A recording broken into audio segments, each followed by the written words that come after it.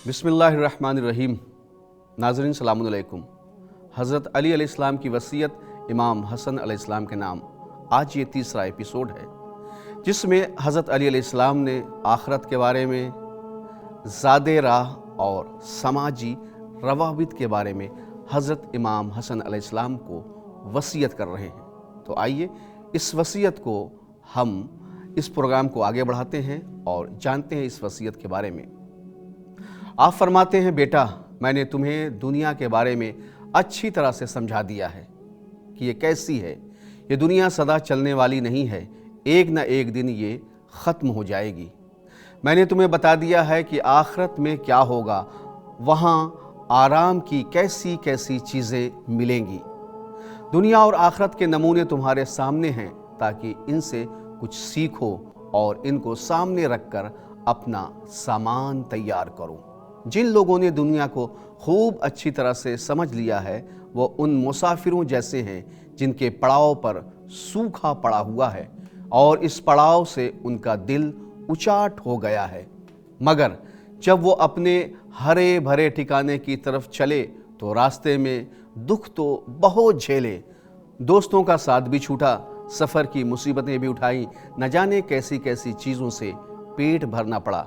लेकिन ये सब कुछ इसलिए किया ताकि आखिरत में एक खुले हरे भरे अच्छे ठिकाने तक पहुंच जाएं। इस ठिकाने की धुन में उन्हें रास्ते की तकलीफ़ों का एहसास तक नहीं हुआ। ये सब वो मुसाफिर हैं जो रास्ते के खर्च को अपना नुकसान नहीं समझते। इन्हें सबसे बढ़कर वो चीज़ पसंद है जो इन्हें इनके ठिकाने तक ले जाए। दूसरे वो लोग हैं जिन्होंने दुनिया से धोखा खाया है। इन लोगों का हाल उन मुसाफिरों के जैसा है जिन्हें हरा भरा पड़ाव मिला मगर ये उससे तंग आ गए और उस तरफ चल पड़े जहां सूखा पड़ा हुआ था और हर तरफ बर्बादी ही बर्बादी फैली हुई थी। इन लोगों का मुश्किल वक्त तो तब आएगा जब ये अपने हालात से निकलकर उस जगह पहुंचेंगे जहां इन्हें अचानक पहुंचना है और कुछ भी हो जाए हर हाल में पहुंचना है। बेटा अपने और दूसरों के बीच हर मामले को खुद अपनी ज़ात के तराजू पर तौला करो। जो अपने लिए पसंद करते हो वही दूसरों के लिए पसंद किया करो और जो अपने लिए नहीं चाहते वो दूसरों के लिए भी कभी मत चाहो। जिस तरह चाहते हो कि तुम्हारे साथ नाइंसाफ़ी न हो उसी तरह तुम भी किसी के साथ नाइंसाफ़ी न करना। जिस तरह चाहते हो कि तुम्हारे साथ अच्छा बर्ताव किया जाए उसी तरह तुम भी दूसरों के साथ अच्छा बर्ताव करना। दूसरों में जो भी बुराई दिखाई पड़े वो बुराई अगर तुम्हारे अंदर भी हो तो इसे बुरा समझना। दूसरों के साथ तुम्हारा जो बर्ताव हो वही बर्ताव अपने लिए भी ठीक समझना। जो बात नहीं जानते उसके बारे में अपना मुंह कभी न खोलना, चाहे तुम्हें थोड़ी बहुत जानकारी ही क्यों ना हो। किसी के बारे में ऐसी कोई बात मत कहना जो तुम अपने बारे में पसंद नहीं करते हो। याद रखो, खुद पसंदी सही रास्ते पर नहीं चलने देती है और अक्लों को बीमार कर देती है। देखो, याद रखना, रोज़ी रोटी कमाने में दौड़ धूप किया करो और रोज़ी रोटी ऐसे न कमाना कि बाद में दूसरे खाएं। जब अल्लाह तुम्हें सीधा रास्ता दिखा दे तो अपने पालने वाले के सामने पूरी तरह से अपना सर झुका देना। देखो, तुम्हारे सामने एक लंबा और बड़ा मुसीबतों भरा रास्ता है। इतना ही नहीं बल्कि तुम्हें इस रास्ते के सफ़र का सामान भी अपने साथ लेकर चलना है। इस सफ़र के लिए जितने सामान की ज़रूरत हो उसका अंदाज़ा अभी से लगा लो, मगर साथ ही अपनी पीठ का बोझ भी हल्का रखना।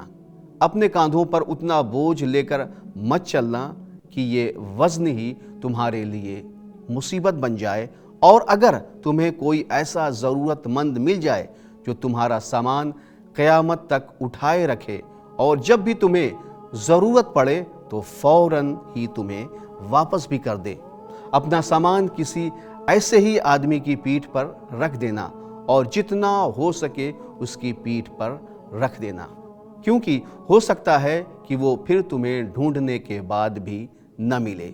अगर तुम्हारी मालदारी के वक्त कोई आदमी तुमसे कर्ज मांग रहा है कि तुम्हारे बुरे दिनों में तुम्हें लौटा देगा, तो भला इससे अच्छी बात क्या होगी।